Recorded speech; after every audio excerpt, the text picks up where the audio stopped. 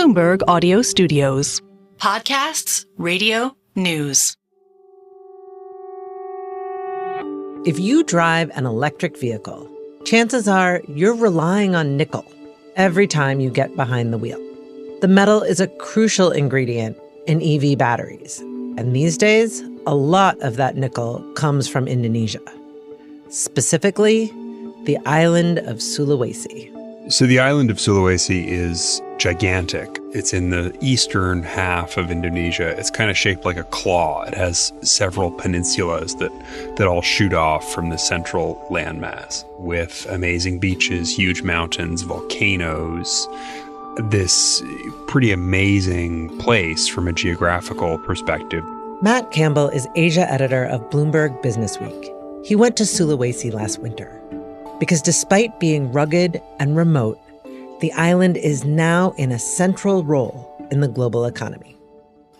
It is just about the most important place in the world for the nickel industry. There are huge nickel deposits in Sulawesi, and the nickel is being processed there. It's being refined into more usable form so that it can be put into, among other things, electric vehicle batteries.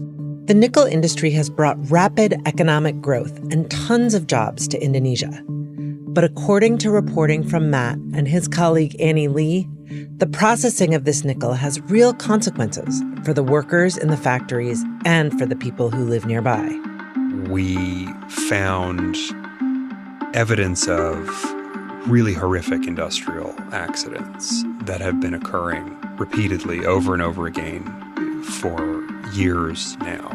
Many of these incidents involved what's called slag, the waste left over from smelting nickel.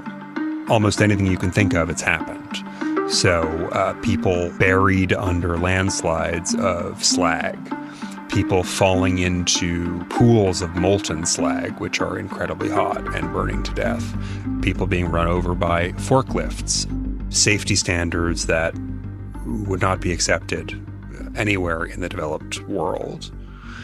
And this is something that the EV industry, battery manufacturers, battery materials suppliers, and ultimately car companies have collectively turned a blind eye to and certainly not acted to stop.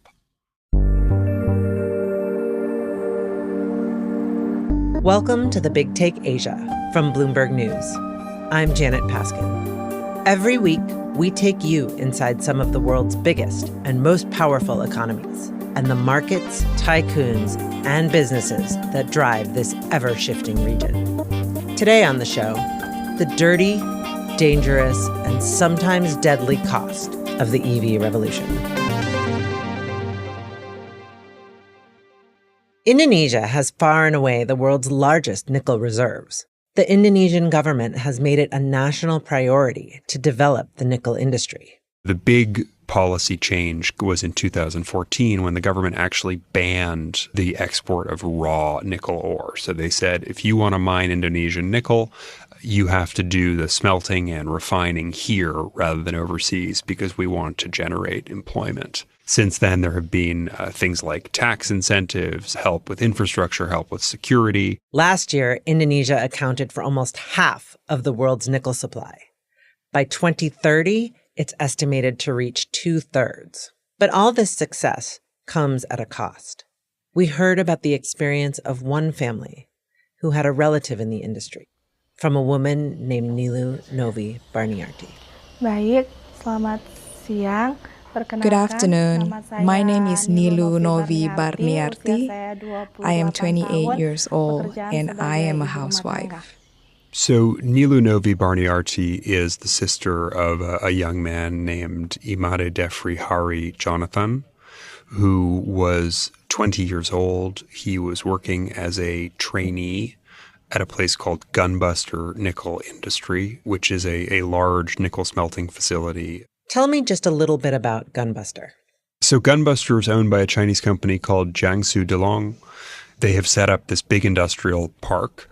It's in a valley between a bunch of mountains with the water on either side. And it just looks It looks like Mordor from The Lord of the Rings. When you go up and look at it, it is just this dark, smoky, dirty place. There's dust, there's pollution erupting from this verdant, green, tropical landscape. It's really astounding. Jonathan's sister told us that they knew working at Gunbuster could be dangerous. Yes, we knew the risk of working in a mine is higher than working in a village like here. When he went to work there, he was warned to avoid working in the furnace, and he was not assigned to the furnace. Our family relatives said he was very lucky to get assigned to the hoist crane because the location was nice with air conditioning and not in the furnace. His sister said Jonathan was happy with his salary. He was making more than he had at a motorbike repair shop in the village, and he talked about wanting to build a house for their parents. But less than 2 months after Jonathan started working at Gunbuster, something went wrong. He was working in what's called a hoist crane. So if you can imagine a big industrial space, not a crane in the sense of a crane that builds a building, but a crane that is sort of on a railing on the ceiling. And he was in the cab of this crane with a coworker, Nirwana Sele, who was actually a bit of a social media celebrity. She had a big following on TikTok with these cheerful videos about working at a nickel smelter, which a lot of people watched and a lot of people liked. And there was coal dust in this space where they were. A spark or something happened that caused the coal dust to catch fire. There was a really severe fire. And Jonathan and Nirwana were in the cab of this crane, could not escape, and they burned to death. When you talked to Jonathan's family, how are they holding up? They were not as angry as I expected them to be, actually. They were, in this case, resigned or fatalistic to some extent in a this happened and it's nobody's fault kind of way. Gunbuster arranged to return Jonathan's body to his family. He was laid to rest on December 26th, his mom's birthday. The company also gave the family money, Jonathan's salary plus compensation for his death. In total, it was about 13 million rupiah, or $824 US. For them, it is not a tiny amount of money. But Jonathan's father said to me that they haven't spent it, that they've just kept it in the bank because, and I asked why wouldn't you spend it? And he said, because the money is like Jonathan's body, how could we spend it? After Jonathan and Sally died, workers at Gunbuster held a one-day strike to protest the conditions there. Protesters and security officers clashed during the demonstration. 2 workers were killed. In a statement, Gunbuster said that employee welfare is the company's utmost concern, that it complies with safety rules and is seeking to improve conditions. But it also says that work accidents are a risk that can occur in various industries and work situations, without exception. Trend Asia, a non-governmental organization based in Jakarta, keeps track of deaths in Indonesian nickel facilities. From 2015 to 2022, the group recorded about 8 fatalities a year on average. In 2023 alone, there were at least 17. A few hours' drive from Gunbuster, at a massive nickel industrial complex called the Indonesia Morowali Industrial Park, or IMIP, a group of Chinese and Indonesian workers were killed in an explosion in the early morning of last Christmas Eve. 13 people have died and dozens more are injured after an explosion at a nickel plant in Indonesia. The blast occurred early Saturday, but the fire was extinguished only on Sunday. 21 people dead, 13 Indonesians, 8 Chinese, which even by the standards of industrial accidents in developing countries is an astounding death toll and indicative that something went really horribly wrong. Representatives for IMIP, the industrial complex where the deadly explosion happened, said they are working on making improvements. In a statement on behalf of itself and its owner, Tsingshan, IMIP said, quote, "Safety is always our priority," and that it, quickly required all enterprises to carry out safety risk screening and rectification after the accident. On top of the fatalities and the injuries to workers, Matt notes that nickel processing can also wreak havoc on the environment and create health hazards for local communities. So when you do go to these places, one of the first things you notice is air pollution of a kind I have not seen anywhere other than Beijing before things were cleaned up a bit there. I mean, it's a kind of pea soup haze that weirdly changes color through the day. There is also dust everywhere, which is from coal and from mine sites. I actually spoke to the medical clinic in the town next to IMIP, and they talked about the alarming number of respiratory illnesses they see. Nickel industry managers say they're mitigating and compensating for their environmental impact. IMIP, where the Christmas Eve explosion happened, said it monitors air pollution to ensure compliance with Indonesian rules. IMIP's managing director told Matt and Annie that ultimately it's a simple question. As he put it, do you want to pay twice as much for a car? This all has a cost, and that cost gets fed through. If you want to zoom out and make a bigger argument, is it better that the world gets onto EVs or not? And the world is only going to get onto EVs if they are affordable. So we need to make sure the nickel is as cheap as possible. You know, I think that's a totally legitimate argument. I'm not sure what the right answer is. After the break, what do the big automakers have to say about the conditions in the nickel industry? And is there a better way to get the nickel that EVs need?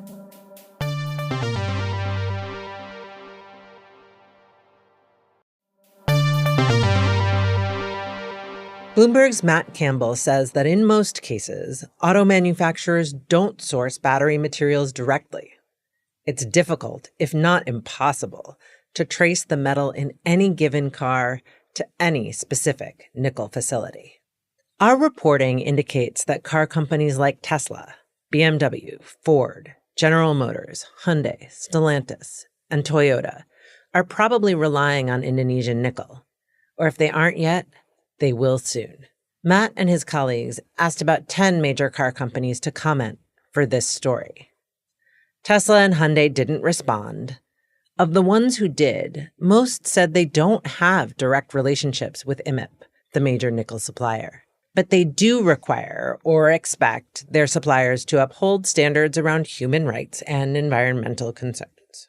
When we are talking about supply chain relationships that go through 5 or 6 steps between the nickel mine and the battery, or 6 or 7 steps between the nickel mine and the car, obviously an ESG policy that gets formulated in the US or in Germany or Japan is probably not going to filter down that far. There are other places EV battery makers could source nickel. Australia and Canada have huge deposits. But in Indonesia, labor is cheap, and so is coal. So much so, Matt says, it just doesn't make economic sense to look elsewhere. So actually in Australia, we've seen nickel mines literally shutting down. You know, in a country where a mine worker is easily making $100,000 a year, they just are never going to be able to compete on cost with Indonesia. And in Tesla's sustainability report, which they just published a new edition of a few weeks ago, there is a line in there that says, quite simply, the EV transition will not be possible by relying only on non-Indonesian nickel. People in the electric vehicle industry, people who want to see the electric vehicle industry succeed, have concluded that there's just no alternative. But there are other alternatives that don't use nickel at all. China's BYD uses lithium iron phosphate batteries in its cars.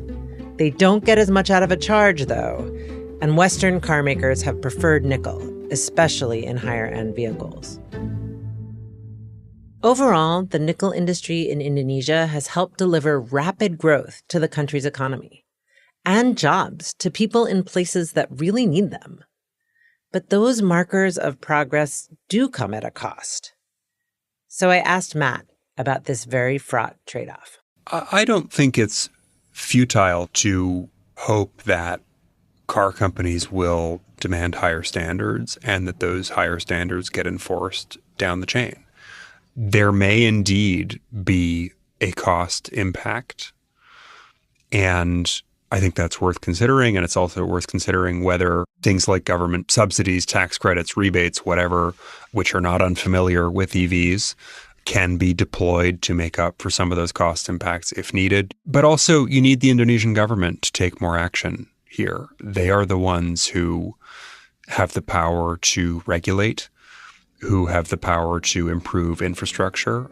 But where I get very anxious is the idea, it would be so much better if none of this had happened. Because these people need jobs, they need to eat, they need to send their kids to school.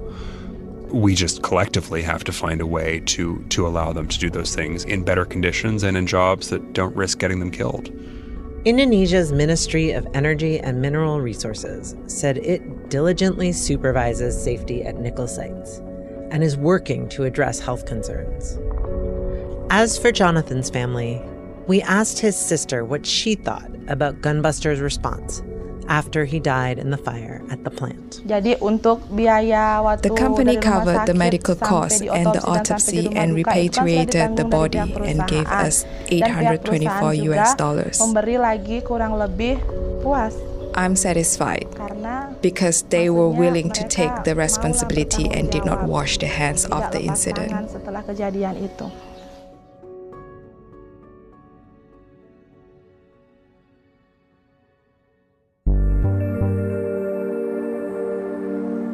This is The Big Take Asia from Bloomberg News. I'm Janet Paskin. This episode was produced by Yang Yang, Naomi Ng, Jessica Beck, and Alex Sugiura. It was mixed and fact-checked by Alex. It was edited by Caitlin Kenny, Aaron Edwards, and Brett Bagan. Additional reporting was done by Annie Lee. Special thanks to Eddie Duan, Carmeli Argana, Stella Ko, Angeline Chuck-Yet-Ying, and the Bloomberg Originals team. Our senior producers are Naomi Shaven and Kim Gittleson. Our senior editor is Elizabeth Ponce. Nicole Beamsterboer is our executive producer, and Sage Bauman is Bloomberg's head of podcasts. Please follow and review The Big Take Asia wherever you listen to podcasts. It helps new listeners find the show. See you next time.